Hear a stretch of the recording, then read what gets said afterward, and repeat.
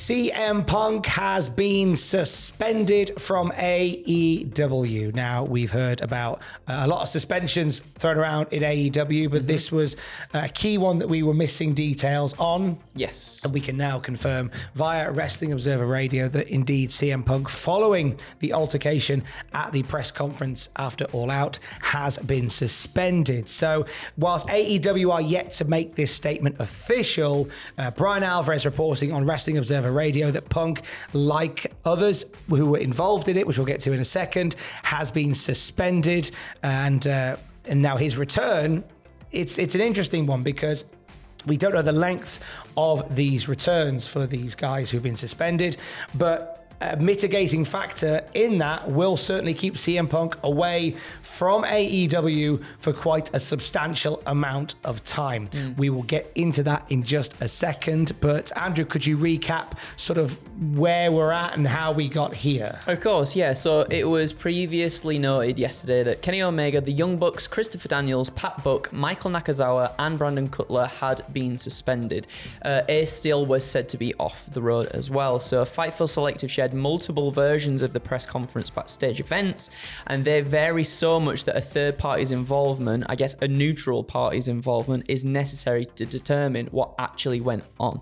CM Punk had a Zoom meeting with Tony Khan at 4 p.m. yesterday before the AEW team was briefed at 4:15, with plans going forward in the wake of the injuries and suspensions. Some incredible digging around from Fightful Select to get these stories from the different parties, and they do vary a lot. Yes. It's like the movie Rashomon. There's a throwback and a half. I have no idea what he's talking about. It's a very old movie. It's black and white, and it's basically what's gone on behind the scenes at AEW. CM Punk's Zoom meeting yesterday alongside Ace Steel. Whilst we don't know the full implications of it, we do know that things from that were conveyed to the rest of the team just shortly afterwards ahead of Dynamite. Now, a lot of what came from that meeting we heard play out on Dynamite as well. It was in the opening of the show that we heard from Tony Khan, who vacated the AEW World and AEW Trios Championships.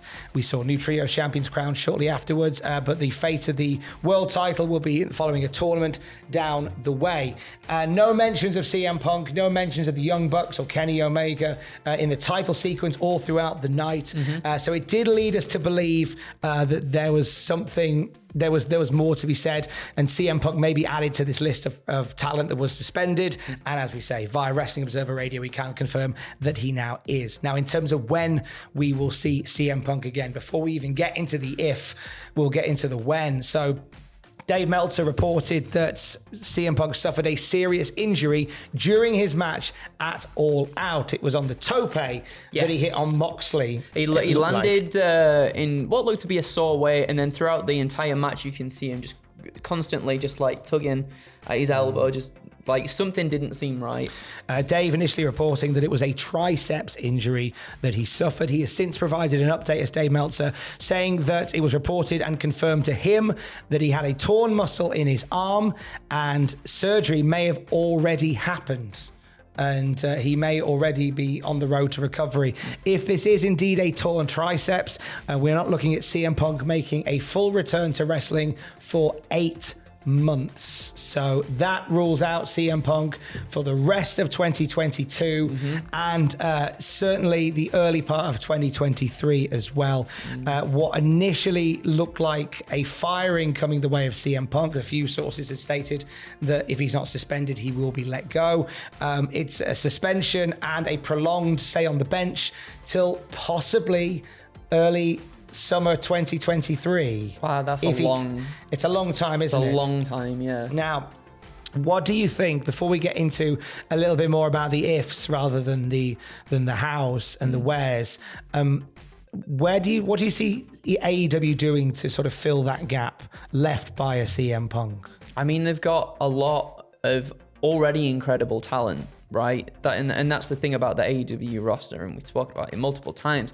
It's so big, but within that big roster are so many stars that are already sort of ready to step into that role. I think, like Bryan Danielson, as just one of those people right there. And then you've also got all these other people that are slowly coming up as well, that are slowly building themselves into stars, like Ricky Starks, Sammy Guevara's, as much as you might not like him, your Darby Allins, all these incredible people, your Jungle Boys, like everybody.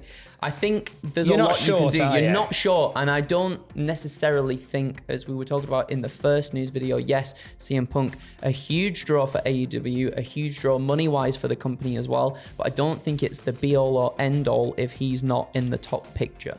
Dave Meltzer goes on to say, whilst it initially did, as we say, look like CM Punk could be fired following the altercation at the press conference, sources are saying he will likely remain with AEW after this and will be back at the earliest summer 2023. However, that is somewhat up in the air as well, as sentiment backstage towards CM Punk is nowhere near as good as it once was, according to Dave Meltzer, with the quote, "If he's not let go, a lot of people don't want him back." And that's he goes into a bit more detail in the next statement. Andrew. Yes. So he says there was already a lot of divisiveness when it came to Punk. He was rubbing people the wrong way. From Punk's standpoint, I know that his feeling was he was trying to teach these guys how to draw money, how to do stuff. He's trying to give them good advice. He was very frustrated that there were people who were listening and there were people who weren't listening to him.